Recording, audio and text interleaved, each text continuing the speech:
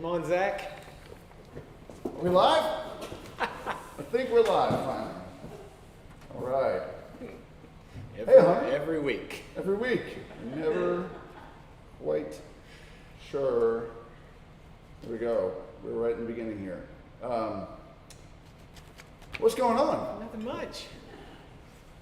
You look good. You look like you're rested. I did. I had a couple of days at the beach. Oh, good. That's exciting. Which beach? 38 down there. Very Quickest route to the beach. That's good. Straight down. Do you fly or drive? So we I drive and my wife flies. Oh. And I drive the kids. So you can have a car down And everybody's happier. That's good. Very good. So I guess that's your gratitude this morning? Yes. Good family time. It was good. Cool. We got a couple people here. Anything y'all are grateful for today? Cooler weather. Cooler weather. How about that weather? Yeah. Yesterday was a little warm, but Taste of fall this morning. Yeah. But the humidity's down. Low humidity. Yeah. I like it. I like it. Well, that's good. We got some good stuff today. We are going to hear from Teddy Pins in a second with an education update, but we also have a new project announcement that's coming out today, and so Callie and Devin are going to talk about that in a few minutes, and then let's get on with the education update. Welcome back, Village family. Teddy Pins here with the education updates. We've got a beauty here today. The Condo King, Chad Wohlers, is going to teach you best practices on how to sell condos, tips, tricks, processes, on-site visits, HOAs, how to navigate all that. He is the best in the business at condos, friends. Then we've got tomorrow our Thrive Call at 9 a.m. We would love to see you there. And then next Thursday, I and Brent Cooper will be going over appraisals, giving and getting value, how to make a friend and get results, and we'll have a guest appraiser on for that. Have tons of outside education opportunities that'll be coming to your emails. Look for those on the listing presentation, the buyer presentation, and getting involved in outside associations for education. You want the tech tip? I got your tech tip. Today it's Send Help. Send Help app. Send Help. Don't be diverted by some of those other imposters. Send Help. This app can get you out of trouble or potentially save your life. It's designed for simplicity, speed of use. It's one touch, and you direct it to send out an SMS, an email, a post to Facebook, a Twitter post all at once with your GPS location, and you can have the message say whatever you want, such as I'm in distress, please send help, and it'll get their GPS location. Send Help. Put it on your phone. Be safe out there. Take care of each other. Have your pets spayed and neutered, and we'll see you at 10:30 with Chad Wohlers, the Condo King, after a sales meeting. Have a great one. That was great. Have your pets spayed and neutered. You know who that? Oh, that was Bob Barker, right? Bob Barker. Yeah, Bob That's Barker. right. That was Is he his. still with us? Someone needs to Google that. Yeah. Somebody Google that. Somebody Google that. Pat Sajak's still around. It'll come around in the chat. Alex Trebek hanging in. He's got battling cancer. A lot of those old game show hosts. Hello. We're just moving on. We're Moving on. You don't like it when I go off script. I do. Script is good. I mean, scripts are, but anyway, let's just carry on, Hunter. All right, so I don't have a ton today, but a few important items. Markets are still doing pretty good. However, on the next slide, you'll see this is just from Thursday. Oh, wow. So hold on, bro. So Year to date, we're up, the NASDAQ, 26%. The S&P 500 is kind of the main one, but yeah, on Thursday, the NASDAQ was down almost 5% in one day. So some extreme volatility there. A couple things worth noting on that. One is that part of this run-up, people think, have been driven by a lot of small, kind of more novice investors doing some fairly sophisticated investing, like trading options contracts and things like that. And so when some big swings like this happen, a lot of those options contracts just get completely wiped out. And what it can do is just exacerbate the volatility on either side. So you've seen just kind of a remarkable run up over the last few months we've been talking about. And so a day of, and then Friday, this is from Thursday, Friday we had some more selling. So it was down about 7% just in 2 days. move. And so the other thing worth noting is that this is not yet on this slide, but in terms of the market, insiders have been selling over the last month. So in August, U.S. executives sold $6.7 billion worth of their own company stock, or their own holdings of their own company stock. And so that sounds like a lot. It's a lot. It's like, we hadn't had an amount that large since maybe in about 5 or 6 years. So investors have, witnessed this run up, kind of what's going on in the overall economy, where their stock is, and they decided to take some chips off the table. So it's not insider trading, I guess, if you're not. How does that work? It's insider selling. Insider selling. Insider trading is where you're acting on non-public information to do something. This is more of a plan. So executives are allowed to sell their own company stock.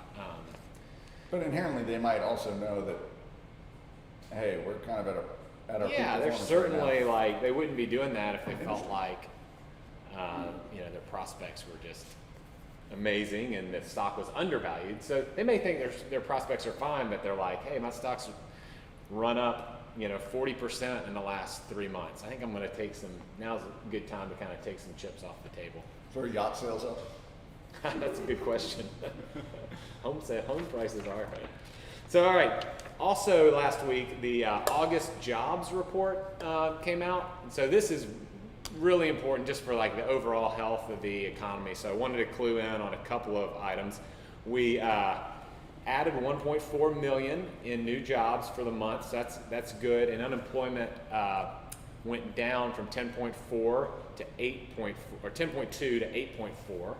So our first single-digit reading since coronavirus, and our peak was in April at 14.7.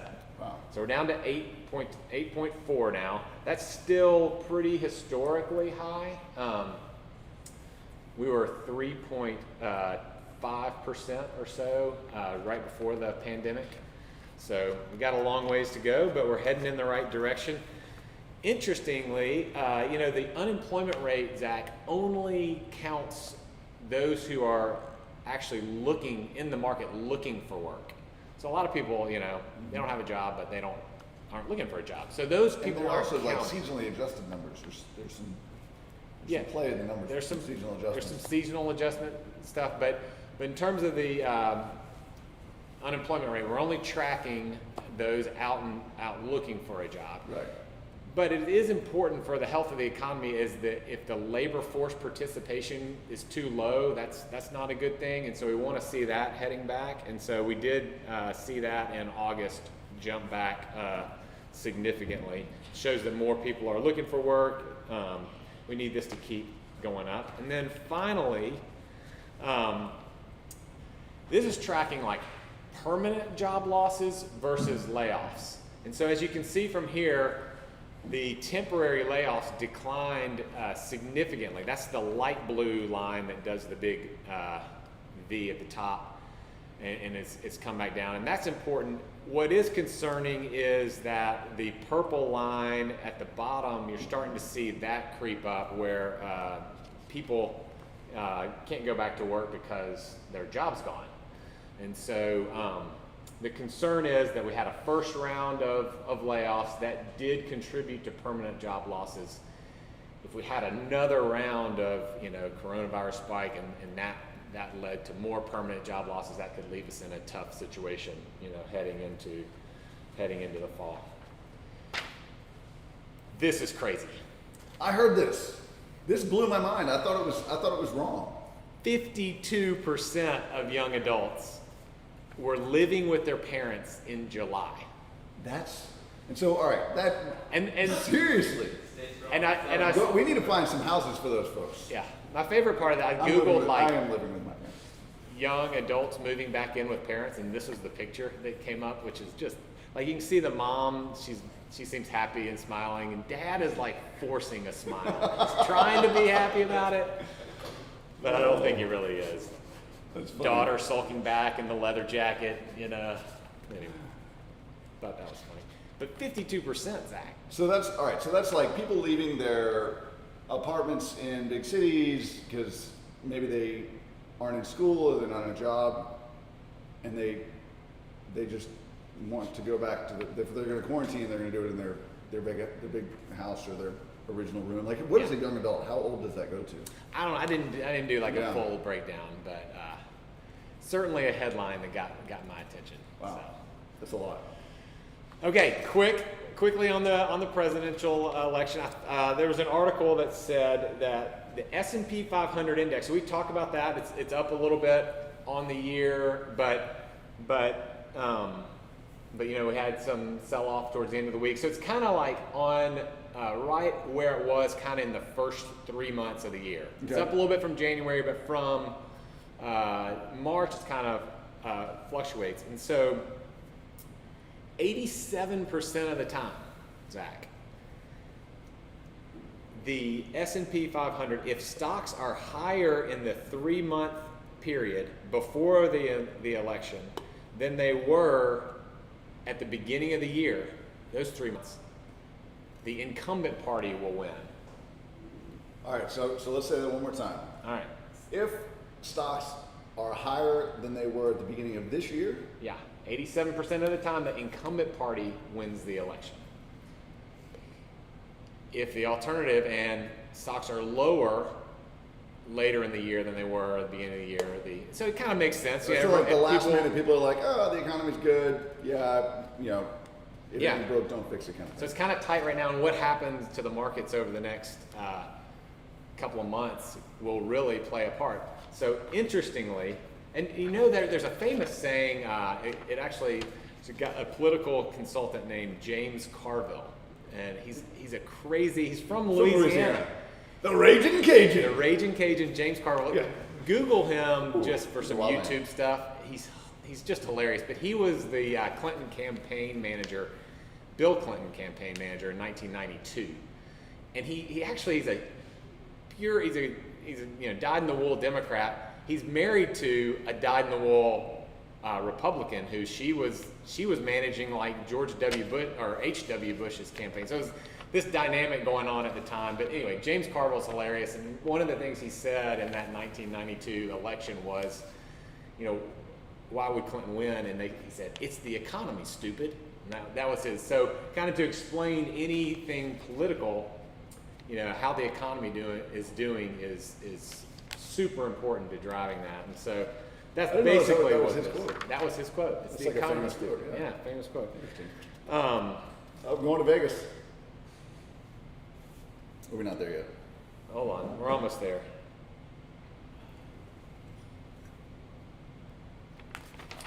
Let's move on to Vegas. We're going to Vegas.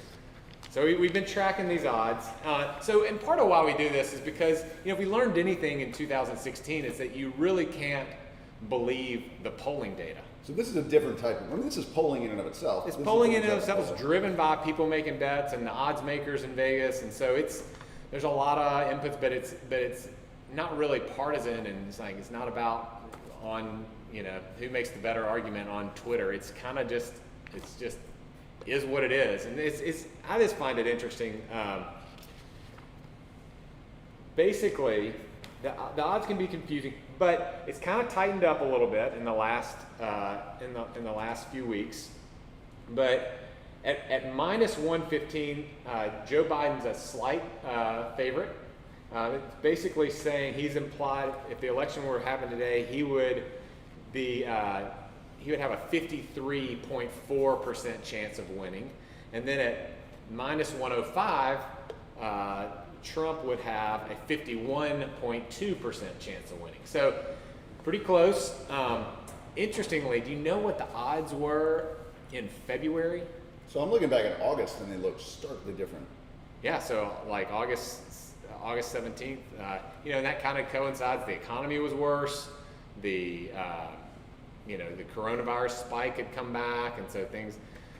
But February. In the last week of February, Trump had minus 180 odds or a 64.2% chance of winning. So these things have just kind of gone all over the place. Like we said, the economy is really likely to be the driver. And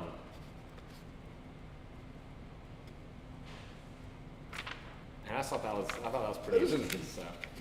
Well, that's good. Yeah. Thanks for sharing. All right, Callie and Devin, you want to come up, talk about the James? We've got a new condo project in the Gulch that they are selling, and they're going to tell you all about it. You can each take a camera if you want. Wow. You can let me sit. Oh, yeah, sure. Thanks. Use the arrows I made for you. Okay. All right. So we are introducing James, which is on Division Street in the Gulch. It was developed by Mainland, and it was originally opened in 2016 as short-term rentals with Stay Alfred, but they went out of business recently. So Mainland has decided to sell. It's a total of 31 units. We've got 1 and 2 bedroom units. The 1 bedroom starting at 308.9 and the 2 beds starting at 431. Some of them have some great downtown views. We're doing them similarly to the Chelsea, where we are upgrading some of them slowly, like in phases. So you can buy them as is, or you can buy them upgraded. And the first round of the upgrades should be done sometime at the end of September. Yeah. Basically, I mean, that's it. I mean, the views are incredible. Super intimate location in the Gulch. And definitely just hit one of us up if you want to tour it. Be happy to schedule that and get you in there. And Talk about where it is in the Gulch, because it is like right smack, maybe you're right there. yeah, Yeah. it's right by Icon, actually. I think it's got Kinda Cycle tough. Bar below it and Exit Realty. Or if you know where Barista Parlor is, it's right behind Barista Parlor. Yes. So, and your view is literally that. You Yeah. can wake up with that view. Yeah. So it's a good spot. Already built, so we can get them in there quickly. These are some of this is pre our like upgrade package renovation. So we're kind of redoing everything here, but even that looks amazing. Yeah. Right there, you can see through the window. Yeah. Yeah. And the bottom are some of the amenities that we have. So So this actually shows you better. it is. Yeah. So you can hit that up. But yeah, if y'all have any questions, just reach out to one of the City Living Group members, and we'd be happy to show you. Sounds great. Thank you all very much. That's great. Nice listening. So, Stay Alfred. These rates are actually I did not get these updated. I just realized. So, skip those rates for today. I think rates are still right around there, but I need to double check. Still low. Still low. That's right. So I wanted to run through how price ranges act differently from each other. In other words, so I looked at RealTracs and just looked at some market data. So I know some of these numbers are a little hard to see, but the blue line up top are prices, home prices. This is Davidson County, but just looking 300 to 500, 500 to 800, 800 to 1.1, and then 1.1 and over. Those are kind of arbitrary, but I just picked what I thought were kind of price ranges that people tend to look in. And so looking at new listings, you can see about halfway through you had a little spike of new listings, as is typical for the first of the year, and then it dipped. This is in the $300,000 to $500,000 price range. But that price range has taken off. Ton of new inventory across the board, but a lot of new listings coming in the market in that lower price range. Well, go back to that though. Mm-hmm. Because I'm hearing more and more that even in Davidson County that the overall volume of new listings though is still down considerably. Is that what that's showing there kind of at the end? So that's the last month. So there's a little bit of a dip in the last month, which is typical, right? Because we're seeing like tight inventory, a lot of multiple offer situations. So pricing's really healthy, but some of that may be due to inventory being we so have many more graphs. So, Okay, so sorry. there's more to see. There is more to see. But so looking at pendings, right? All right, so all these new listings are coming on the market, especially in that $300,000 to $500,000 price range. And guess what happens? They're all getting eaten up, taken off the market right as soon as they're getting put on. So pendings spiking right alongside of that.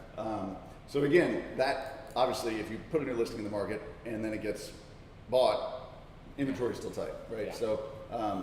So again, everything is, pendings are up across the board.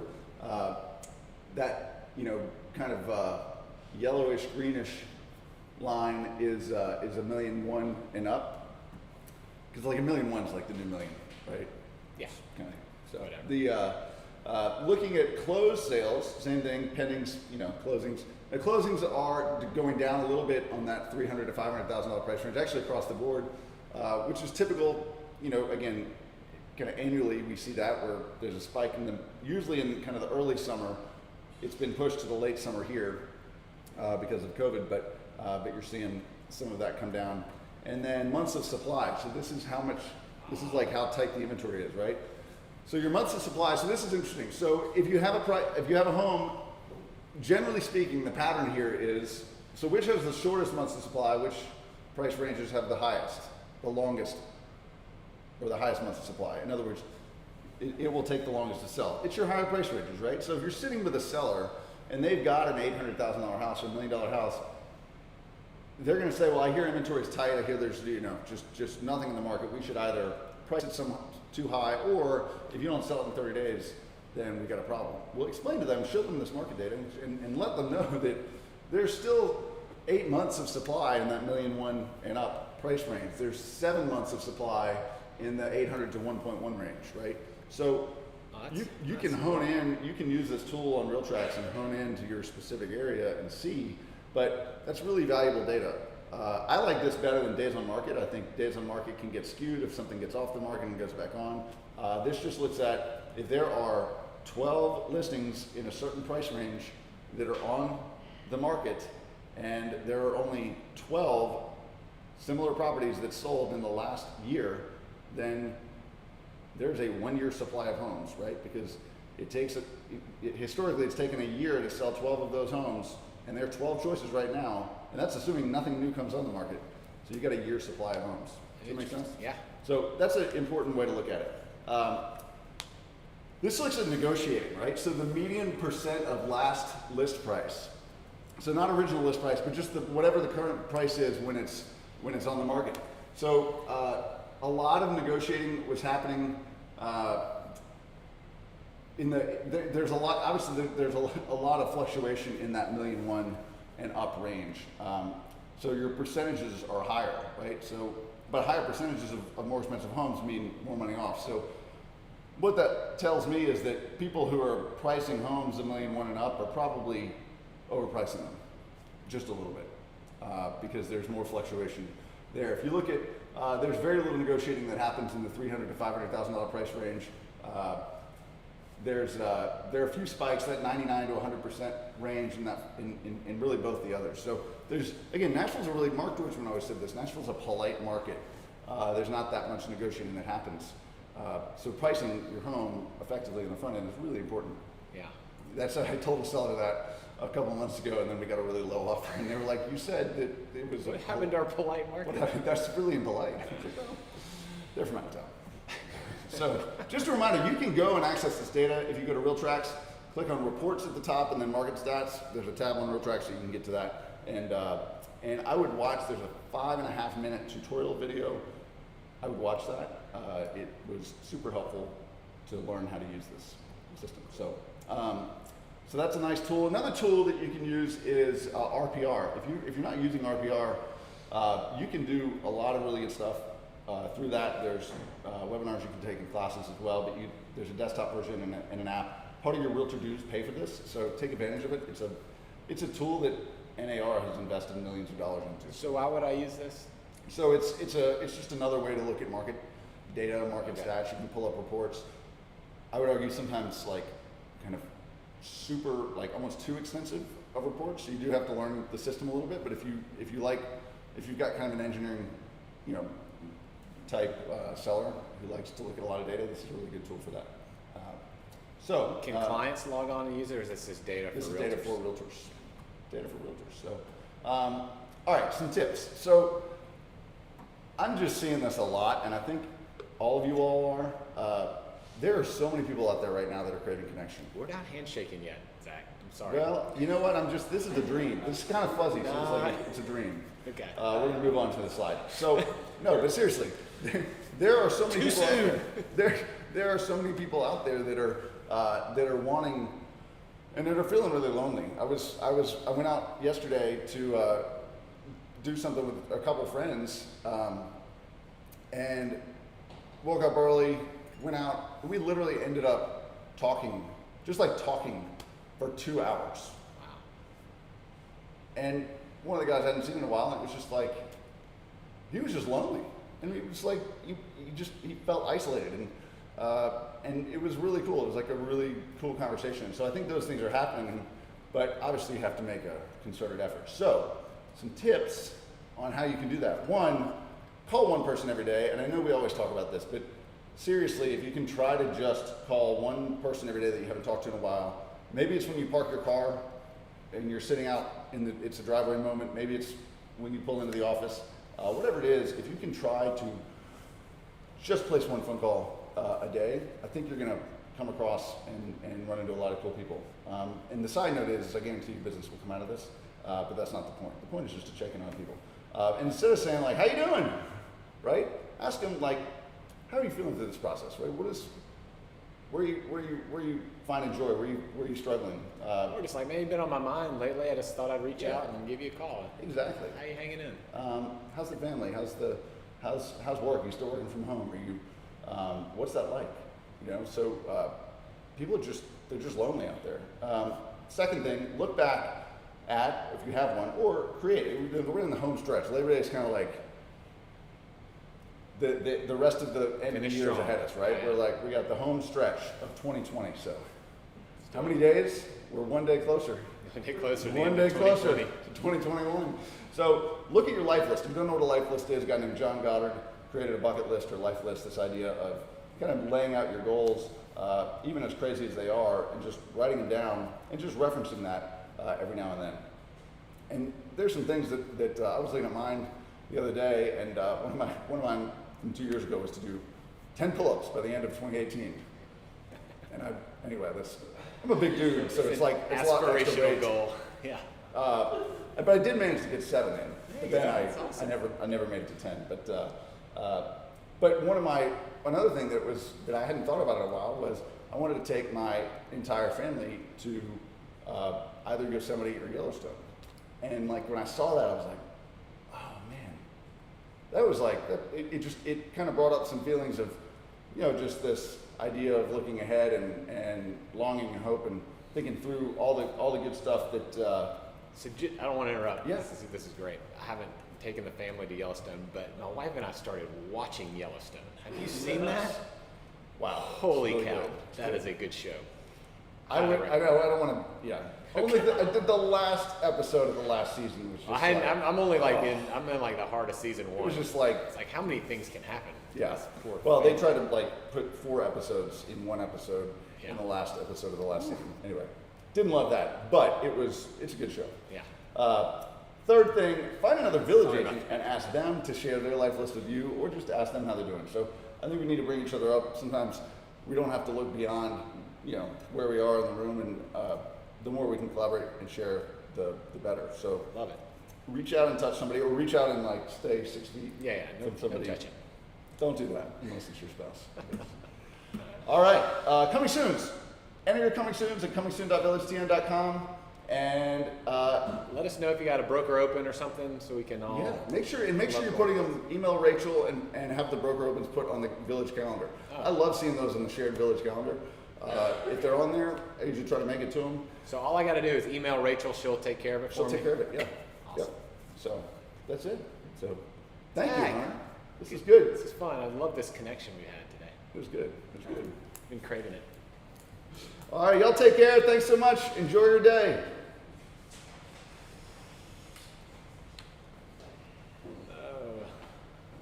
Thanks, Callie and Evan. Thank you, guys. Yeah, thank y'all. So where is the, like, when we're doing the presentation, where's the camera? Good work, gentlemen. All right, y'all take care. Thanks so much. Where do you look when you're doing it? Like, is your camera on your computer and then you're like, Yeah. okay. It's so nerve